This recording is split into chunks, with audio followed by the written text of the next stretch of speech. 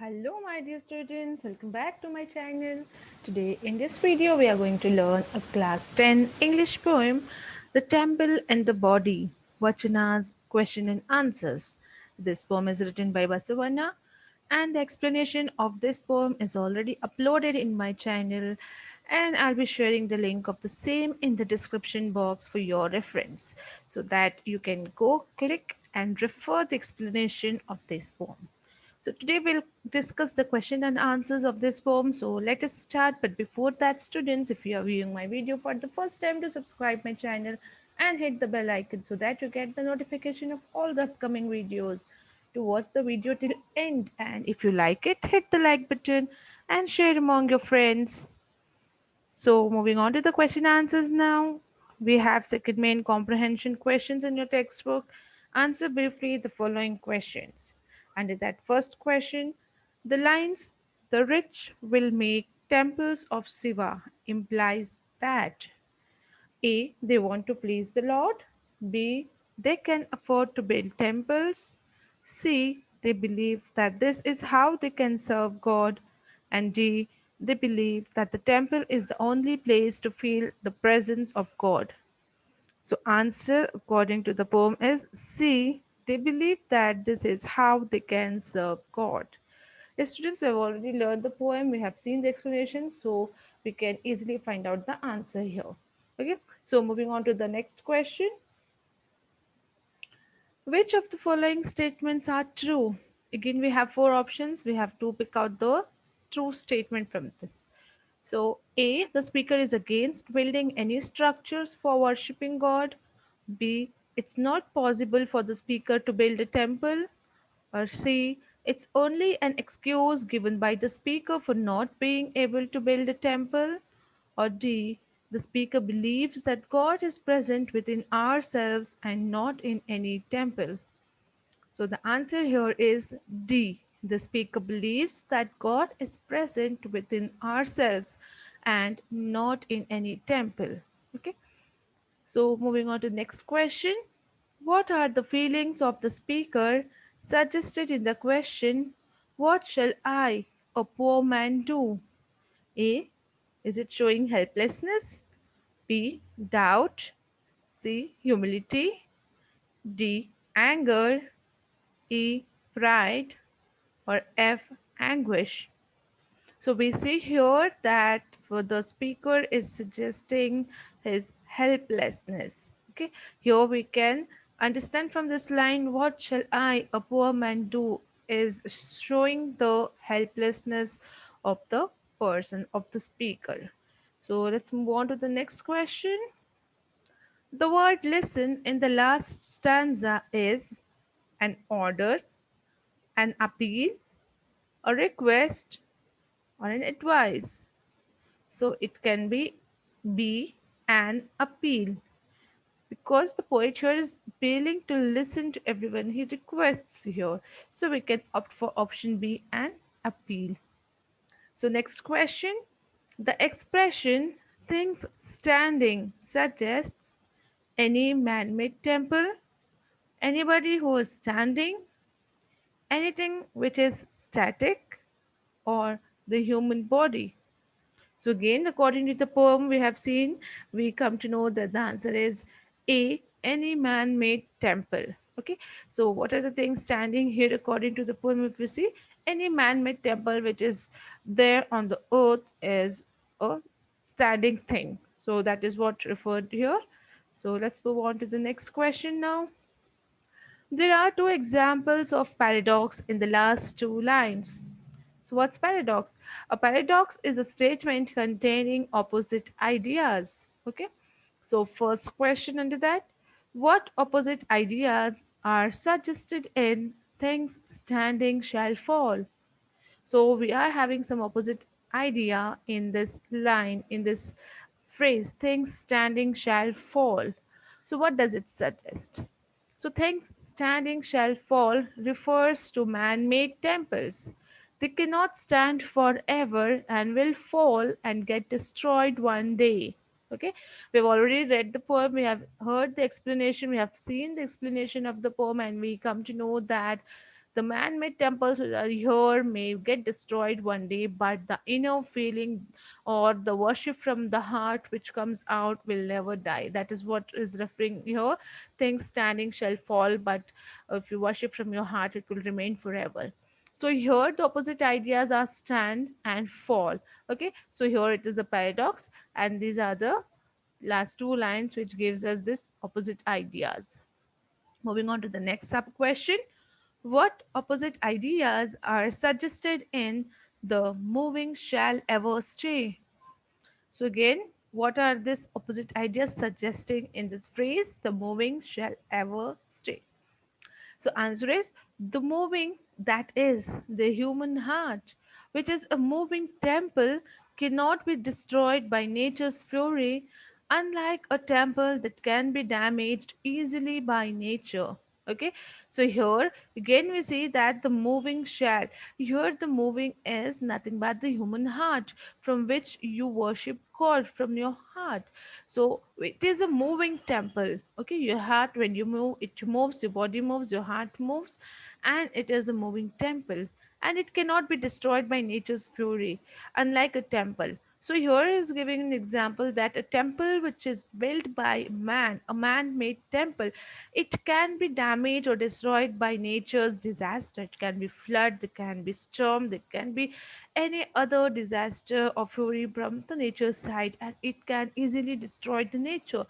But the human heart which is there, it will never get destroyed, and the temple will remain, the heart will remain worshipping till the soul dies and go to the eternal world. Even then the soul is there, and in the soul you can have this worshipness of the god. So this is how they are showing the opposite ideas. Okay, so moving on to the next question. What final message do the last two lines convey? So answer. The poet is consoling himself that the temple which he would never be able to construct would any day be destroyed, whereas the moving temple that he carries in his heart would be immortal and intact. Okay, so the final message what we get from this last two lines of this poem is that the poet is trying to console himself. He's trying to just console his heart that even he wanted to build a temple, but he is not able to do that because he is a poor person. He is not able to construct that. But anyhow, he is consoling himself by saying that it, even if I build a temple here, it would be destroyed any day. If I build from a stone or from some material, and if I stand a temple here on the earth, it can be destroyed. But whereas the moving temple that is there in my heart, which I'm carrying in my heart, it is immortal and it will remain intact. It will not get destroyed nor damaged, and it will be immortal. Even when a person died, the soul will remain immortal, and that is how the moving temple will remain forever and ever. So, this is what the final message we get from this poem, that if you just build a temple from stone and materials, it's not going to do with your worshipping, it is going to get destroyed. But if you have that your feeling and you worship from your heart, that becomes your moving temple and it is going to remain immortal. Okay, so this is what the very good message which is given in this poem. Let's move on to the next main. Close study. Read the following extract carefully, discuss in pairs, and then write the answers to the questions given below it. So, students, here we're having one extract from the poem, and based on that extract, we have three questions. So, let us see what is it.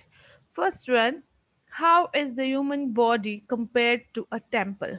So, when we read the poem, we come to know that the entire human body here is compared to a temple. So, how is it done so? So, let's see the answer.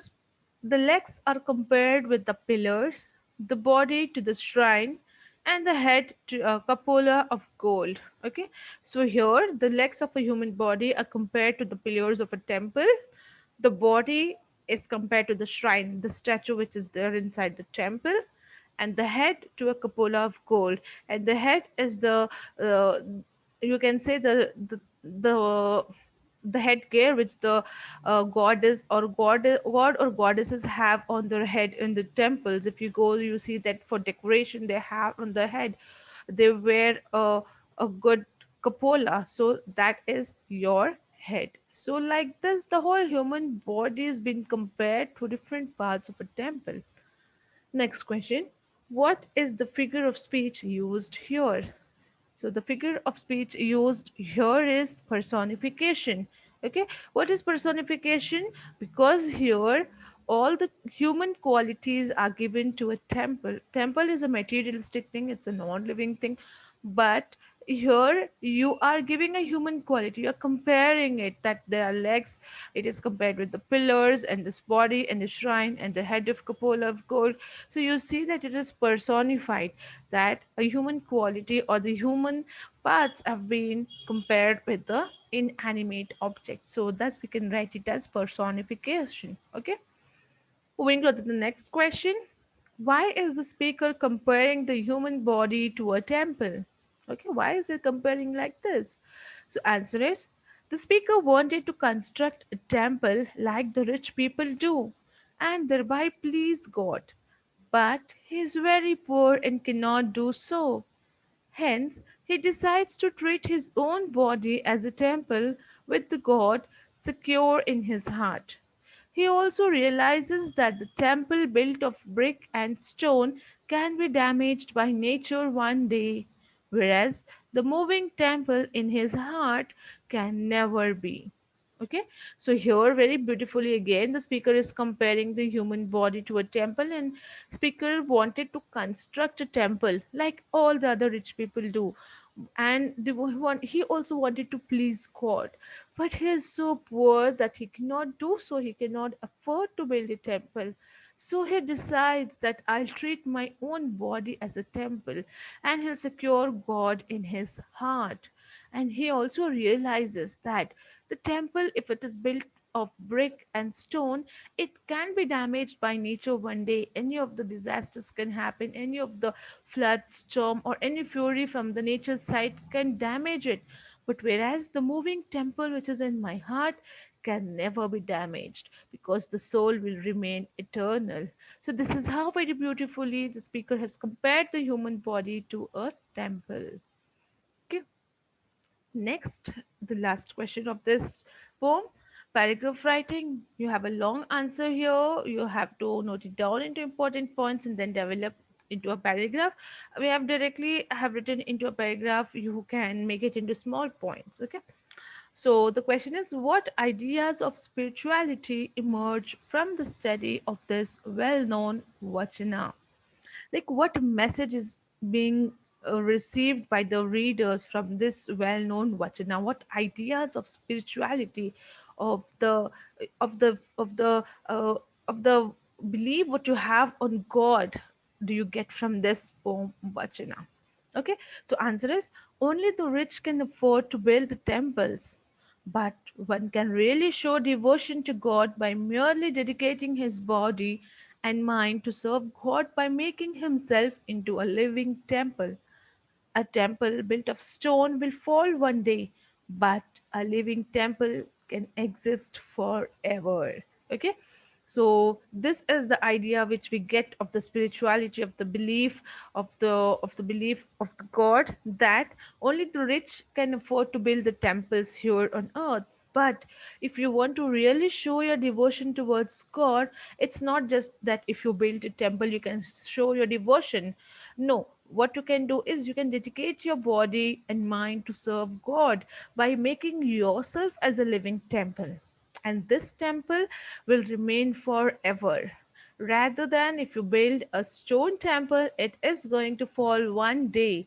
But your living temple, your heart, your inner worshipping, which you do from your heart, is going to exist forever and ever. And this is what the message we get from this well known Vachana. Okay, students. So, with this, we come to an end of this question and answer session of this poem. I hope I made it clear with all the question and answers. And if you found this video informative and interesting, do hit the like button and share with your friends. We'll be back soon with more such videos. Till then, stay happy, take care. Thank you.